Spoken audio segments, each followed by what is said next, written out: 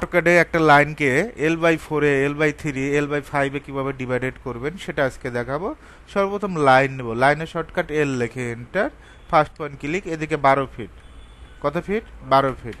12 ফিটে যদি আমরা L/4 ডিভাইডেড করি তাহলে DIV লিখে এন্টার, কি লিখে এন্টার? DIV। এখানে ক্লিক, 4 লিখে এন্টার। 4 লেখে হলে 3 4 12 নাকি? তাহলে আমরা যদি ডাইমেনশন চেক দেই, DLI লিখে enter, first point second point, এখান থেকে 3 ফিট L/4 ডিভাইডেড হয়েছে।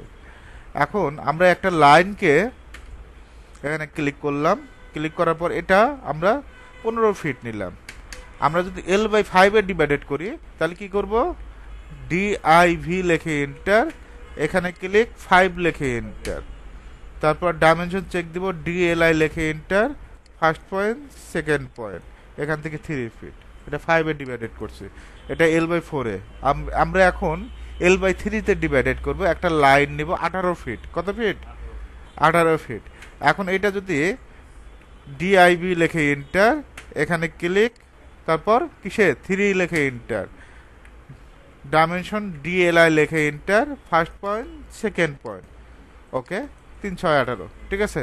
এখন অনেক স্টুডেন্ট এই পয়েন্ট স্টাইলগুলো খুঁজে পায় না। যারা আপডেট ভার্সনে কাজ করবেন তারা কি লিখবেন? P type. কি লিখবেন? P type. পি টাইপ থেকে এখান থেকে সুন্দরভাবে পয়েন্ট পাবেন।